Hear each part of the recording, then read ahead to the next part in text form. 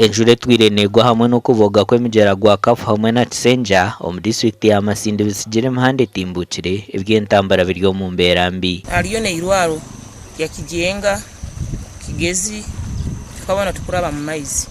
Kiryankambi road efiire. Kijenga naho amaizi gongo. Ali omuhanda gwa kinumi stroke kiryampunu. Omuhanda gano kukafeera kimu totumanyire sub county government kekenda tukolerawo. Omuhanda gwa kafeera kimu kandi sente zituruka totumanyire kike tutumanyire sente zikora muri moki.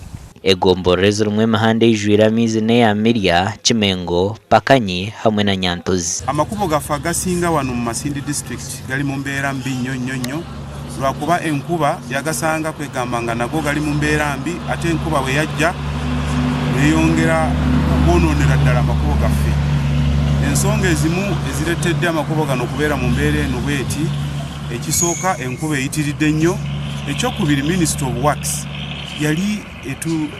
yali etusuubiza okukola ku makubo gano neyetuweereza ne budget naye enkola yaabwe tebadde ya mulembe.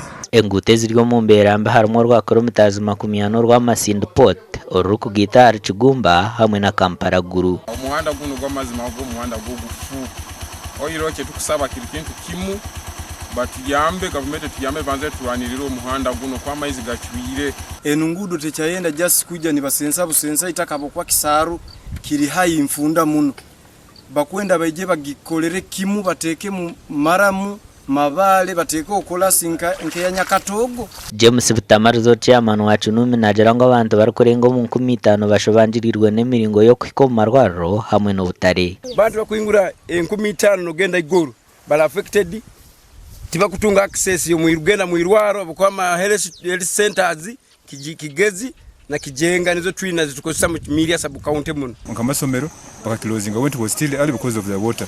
Abana bangi batakozere bizamu bakafelinga kurura nti barugire maka gabo kugenda amasomero.